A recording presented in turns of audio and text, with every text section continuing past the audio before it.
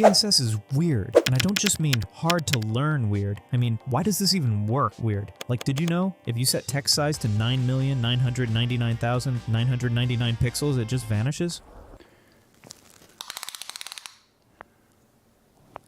That's quite big.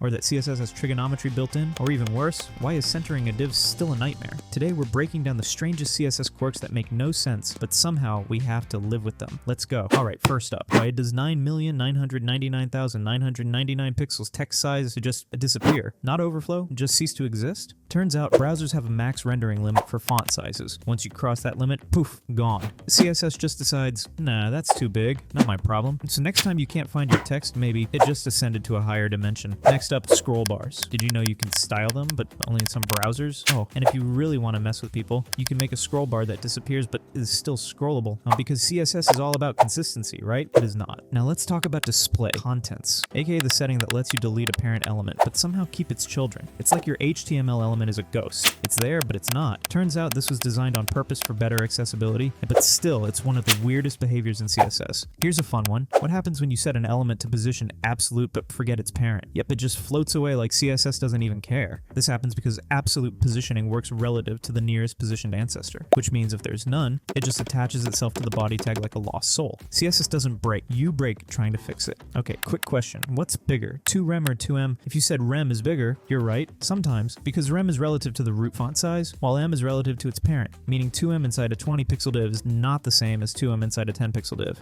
So yeah, enjoy debugging that when your buttons randomly grow 300% bigger. Now let's talk about a property that feels illegal, min content. If you set an element's width to min content, it shrinks as small as possible, like CSS is trying to suffocate it. It's like CSS looked at your design and said, nope, I'm gonna make this unreadable. And that's just a small taste of how cursed CSS can be. I didn't even mention the fact that you can style checkboxes with emojis, or that CSS has built-in sign and cosine functions. If you like this, hit like so YouTube knows this video isn't completely useless. And if you want more weird dev content, subscribe, or I'll make your next CSS file only work in Internet Explorer.